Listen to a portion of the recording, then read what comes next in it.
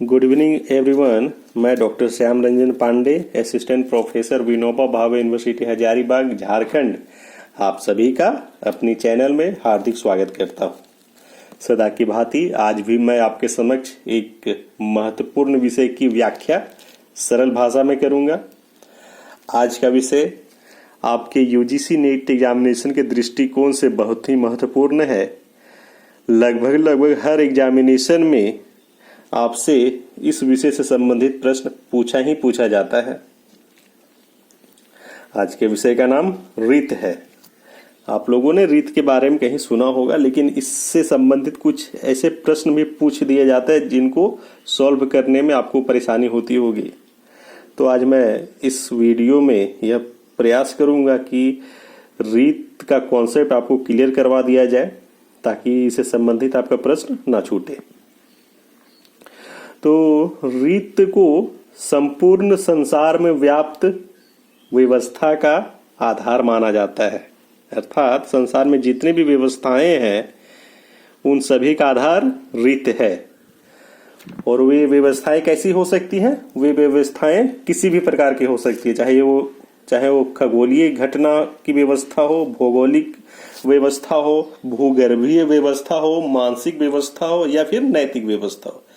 हर व्यवस्था का आधार रीत ही है। रीत के कारण ही संसार की सभी घटनाएं या व्यवस्थाएं नियमित रूप से बंधी रहती हैं, घटित होती हैं। इसी रीत शब्द से हिंदी का रीति बना हुआ है। अर्थात जो रीति सम्मत है वो नैतिक है, अन्यथा अनैतिक।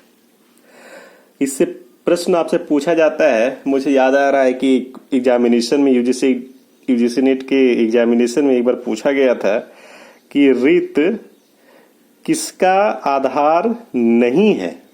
तो उसमें ऑप्शन दे दिया गया था नैतिकता का आधार नहीं है। तो बहुत बच्चे उसमें गलती करके आए थे। इसका आंसर है कि रीत नैतिकता का भी आधार है, सभी का आधार है। रीत से ही वेद के सभी देवताओं की उत्पत्ति मानी गई है। इसीलिए देवताओं को रीत जात एवं उससे संबंधित रीत वृद्ध भी माना जाता है। ये भी ध्यान रखिएगा आप लोग कि रीत से ही वेद के सभी देवताओं की उत्पत्ति मानी गई है और देवताओं को रीत जात एवं उससे संबंधित रीत वृद्ध भी कहा जाता है। दूसरा बात, रीत के संचालक के रूप में वरुण देव को माना जाता है। वरुण देव को रीत के संरक्षक या संचालक के रूप में माना जाता है। वरुण देव को रीतस्य गोपा, ये भी महत्वपूर्ण विषय है कि रीतस्य गोपा वरुण देव को बोला जाता है। इसी आधार पर वरुण देव को दंड विधान का भी देवता कहा जाता है। याद रखिएगा, वरुण देव को ही दंड विधान का भी देवता कहा जाता है। फिर रीत से एक विपरीत शब्द भी है, अनृत। अनृत का अर्थ होता है कि संसार में जितने भी अव्यवस्थाएं हैं, जितने भी अनैतिक घटनाएं घटित होती हैं, वे सभी अनृत के कारण होती हैं। अनृत के कारण ही चोरी, पाप, हिंसा, झूठ बोलना आदि घटनाओं का संचालन होता है। अर्थात जो रीत के विरुद्ध है वो अनृत है। इसीलिए वैदिक आर्य इंद्र से प्रार्थना करते हुए कहते हैं, हे इंद्र, हमें रीत के पथ पर ले जाओ, जो अनैतिकताओं से परे एक उचित पथ है।